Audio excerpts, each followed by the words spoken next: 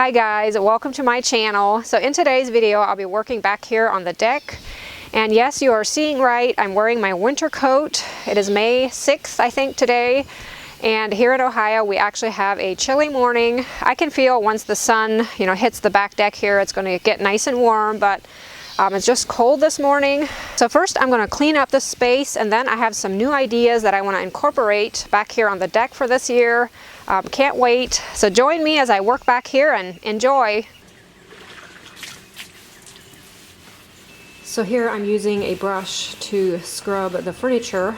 I just fixed some hot soapy water. For some reason I'm out of soap ideal for outdoor cleaning like Mr. Clean or something, and ended up using car wash soap.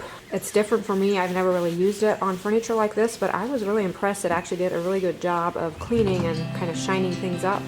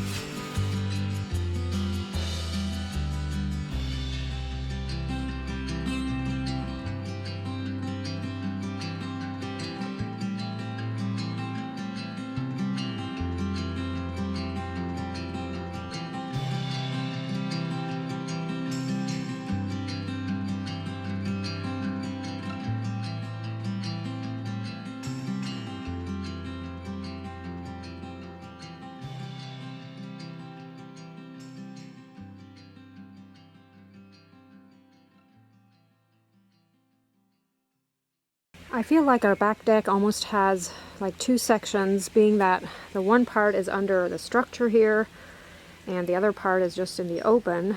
And previously, every year I had always had our seating arrangements under here, like the couch, the outdoor furniture, and then on the open part I always had the patio table.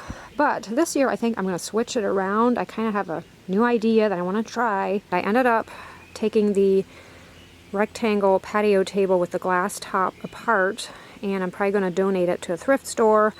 And I have another idea for a table back here. And then for the sitting area, still going to use the same furniture. And I thought I'm going to invest, or maybe I should say splurge, on something extra for the sitting area.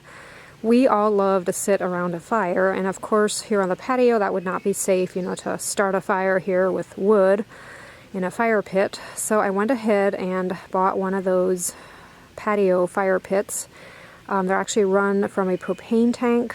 I got it at Lowe's, and of course it was a little bit pricey, but again, I'm pretty sure we're going to use it in years to come, and there's just nothing more cozy than sitting around a fire at night. And here my son is kindly putting it together for me.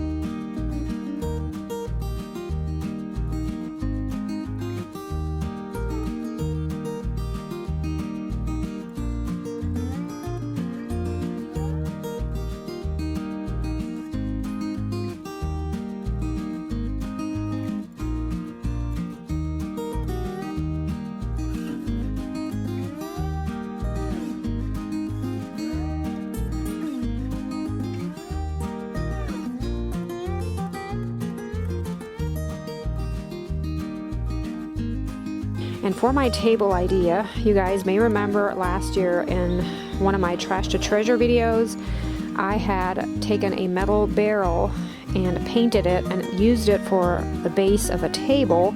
And when I did it last year, I had used a cable spool top as my tabletop, had it down by the pond on the pavilion for a while, and we ended up not really using it that much down there. So I thought I'm going to go ahead and bring that up, that barrel, and use that for a base once again. And then I have a round tabletop that my husband had picked up on sale years ago at a local furniture place. And I realized the tabletop is probably meant to be, indoors, but I thought I'm going to try to just give it a few coats of like an outdoor clear coat. And I thought I really have nothing to lose since the top had been sitting for years in the shop. I was about ready to just, get rid of it, but I thought I would give it a chance and give it a few coats of this Hellsman polyurethane and see how long I can make it last with that. And it will be underneath the pergola structure, and that has a filter over the top, so it's going to help a little with the weather, but it will get wet though, so I guess time will just tell if it's going to last or not.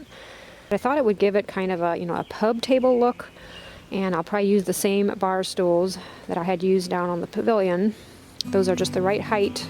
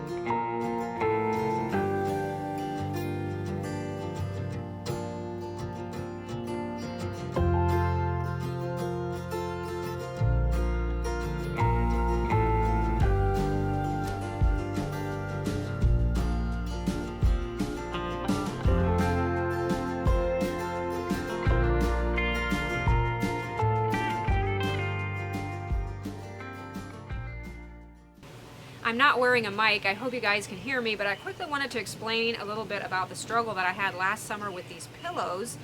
These are the seats that go onto the furniture that I cleaned up today. And last summer I got them custom made by a local company, and they did an awesome job. I'm not saying that they're not good quality as far as they're well made, and they used a sunbrella fabric which cost a pretty penny, but I was under the impression these pillows would be okay if they got exposed to some weather. And of course, you know, I tried to keep them covered if there was rain in the forecast, but you guys know how it is. You don't always get it done. And to my disappointment, every time they got even just a little bit of rain, they became so waterlogged I could barely lift them. And the only solution was to turn them on the end like this and with the zipper part down and just drain them. And with, you know, 4 seat pillows, or actually 5, and then all the backs being drained all at once. I mean, there was water everywhere. Like underneath our deck, it looked like a big rainstorm went through there. I never knew so much water could be contained in one pillow. But anyway, I think I found a way around it. I'm kind of excited about it, but yesterday I put it to test. We had a very rainy day yesterday, and I went and opened the pillow up and put a garbage bag over the top and over the sides. The garbage bag didn't reach all the way, you know, around to the bottom part, which I think that's actually good. That way if you sit on them, there's room for air to be, you know, released. And I put this pillow out in the rain all day, and it is totally fine. There's not a drop of water in here. In fact, it feels completely dry. And I know Sunbrella fabric, you know, it dries really easily. So again, I'm not sure why these become so waterlogged. I can't really answer that, but I do know, I think I found a way around it. So what I'll do is just use garbage bags and put them on the top side of the pillows. I'll just have to remember how to turn the pillows when I put them, you know, on the furniture. I kind of have the way with the tag here, with the writing turned down. I'll know that, you know, this is the top. So I'm kind of excited about it because I do love the color. I love how they feel. They get just a little bit crackly with the plastic in there, but it's worth it. I cut the one side and the bottom open from the bag, making a bigger piece of plastic.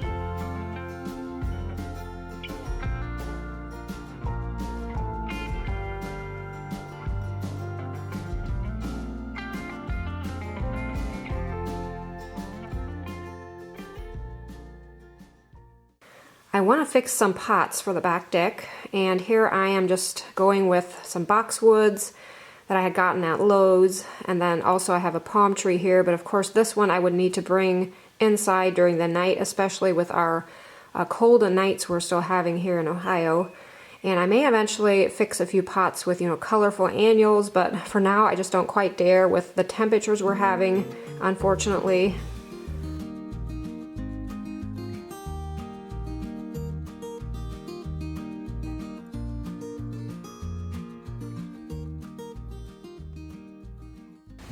It may be kind of hard to tell with the bright lighting here, but these pots are green, and I think they're so pretty. I got them at the Peddler here in Walnut Creek. They come with wooden legs, but I'm not too sure that I'm going to use them for now. I can always add them later if I want them, but I kind of like the look of them just the way they are.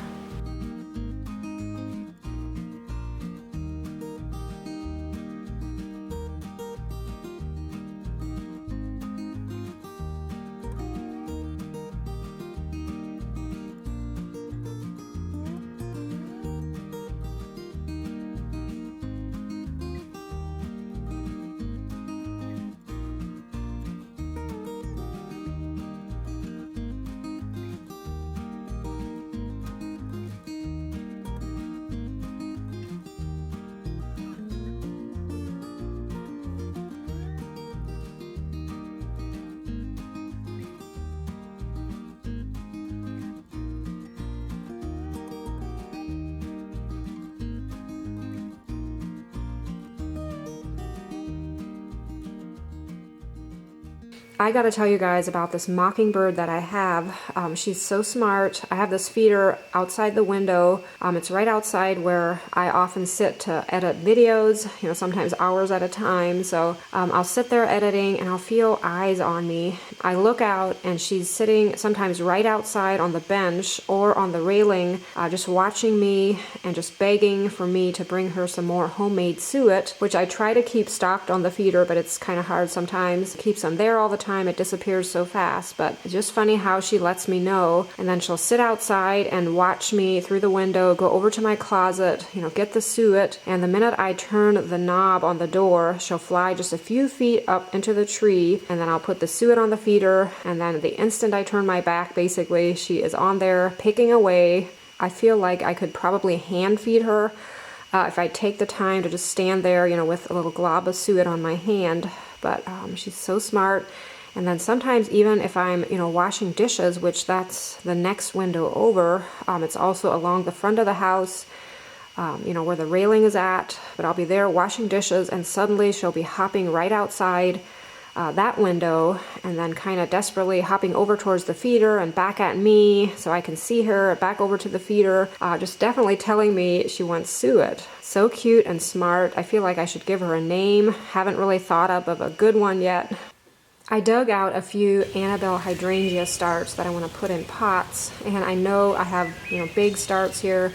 These are sometimes hard to, you know, keep looking nice if there's so much, you know, greenery involved, but I'm gonna try it. These are one of my favorite summer blooms. I feel like this plant has one of my favorite color combinations going on. I love the combination of, you know, green and then a natural wood, and then later on, of course, they get kind of an off-white flower. So pleasing to the eye. Last year I had taken some small trees out of the woods and planted them into these containers, and I had done 4 of them, and 2 of them survived and 2 of them didn't. So I plan to replace these dead trees with some Annabelle hydrangeas.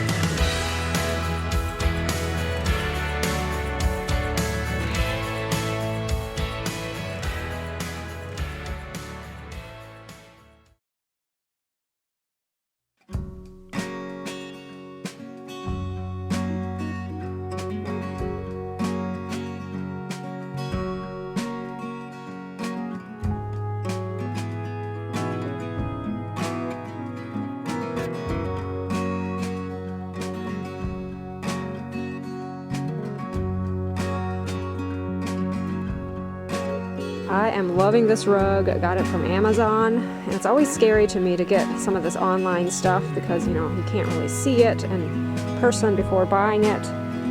But this is better than I had imagined.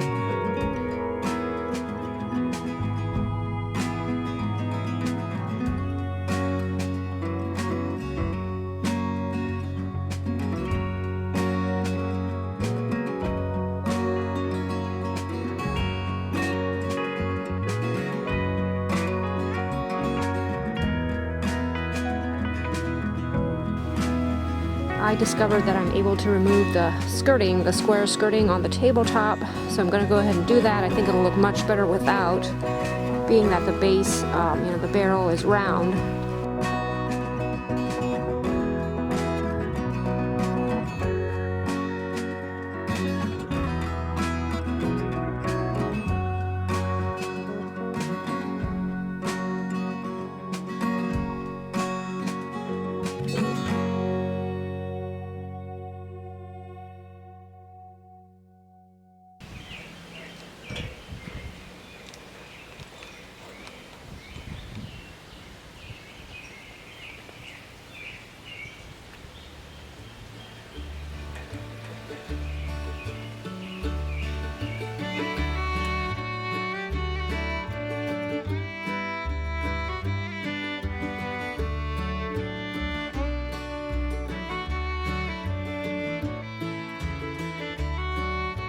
These pillow covers are also from Amazon.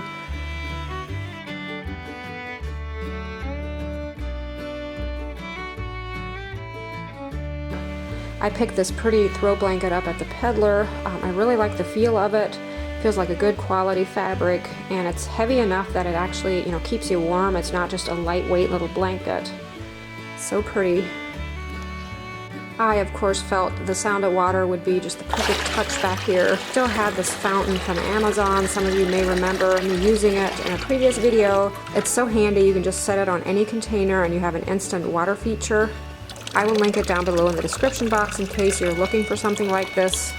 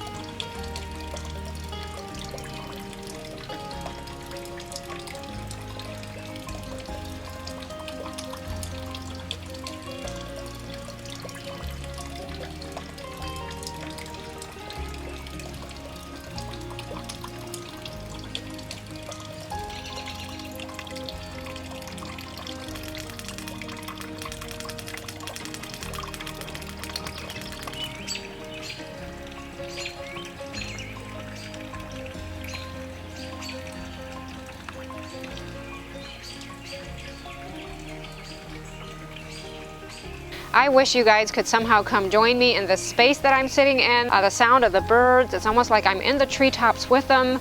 And then of course the sound of the water and surrounded by plants. It's amazing what can be created without spending a lot of money. Although for this project I spent more than I normally do, with the fire pit and the rug. A lot of these things I already had. Plants aren't really that pricey, and often I'll just go divide my own to fix planters with, or go out in the woods and dig something out. But in this case I did invest in a few boxwoods. Those are always kind of pricey, but they will last for years to come. So before ending the video, I have a few exciting announcements to make. First of all, we have 3 new candle scents available on the Etsy shop. Pretty excited about them. We have a maple syrup, a sea salt and orchid, and a garden mint. And the garden mint is the same that we've had in the past. One of my summer favorites, and the sea salt and orchid is also a favorite of mine. I'm burning it right now. It smells so good. So make sure to check those out if you're looking for new candle scents. And the big announcement that I have been itching to talk to you guys about and haven't been able to is a new product line that I'm coming out with. I'm actually partnering up with the Peddler of Walnut Creek. You guys have heard me talk a lot about them recently.